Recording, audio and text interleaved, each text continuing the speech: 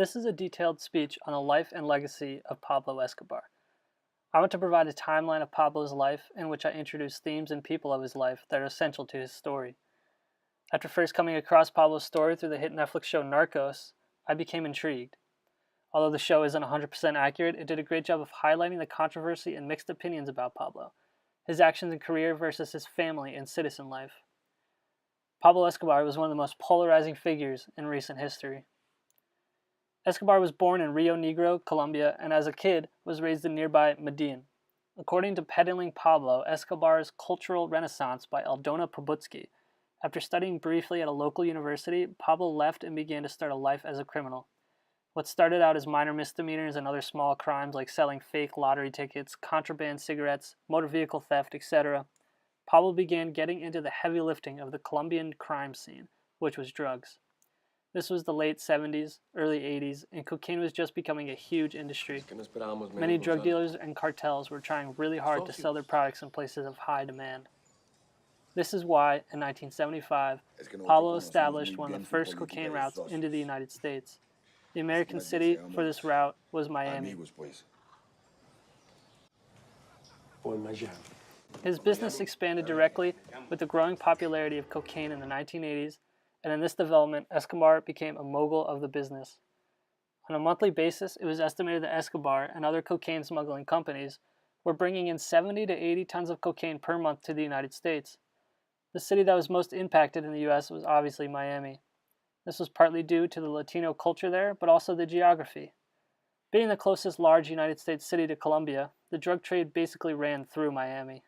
According to Colombia and the War on Drugs by Bruce M. Bagley, the increased crime rate in Miami in a stunning fashion and was one of the reasons then U.S. President Richard Nixon started the war on drugs. Public enemy number one in the United States is drug abuse. With being a great businessman and drug dealer, he was also one of the wealthiest men alive in the 1980s with a maximum net worth of $55 billion in today's money, according to Politicians and Criminals, 2 Decades of Turbulence, 1978 to 1998, by Francisco Gutierrez Sanin.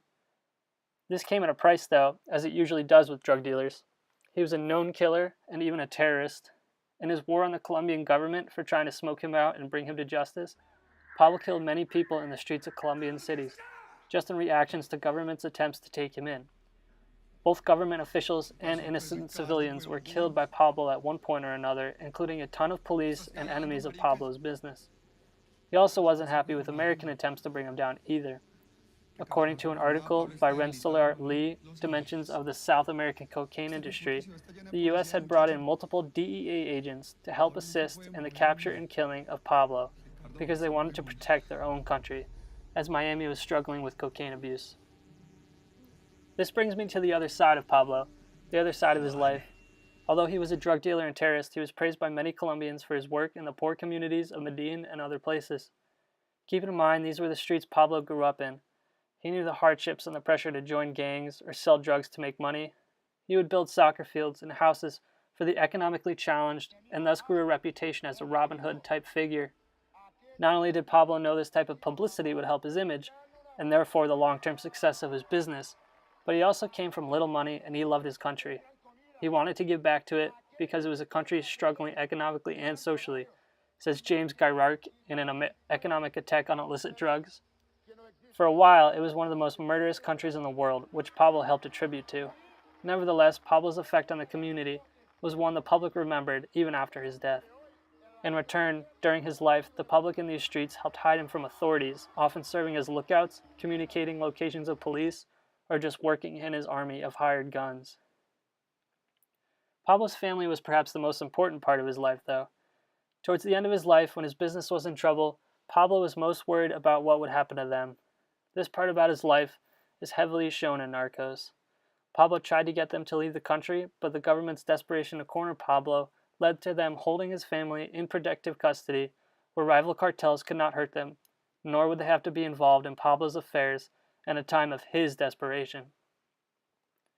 When Pablo was finally killed in a shootout with authorities, many people mourned. Over 25,000 people went to his funeral, just showing how much he impacted the lives of the regular people in this country. This is where I found Pablo's life and legacy to be so interesting.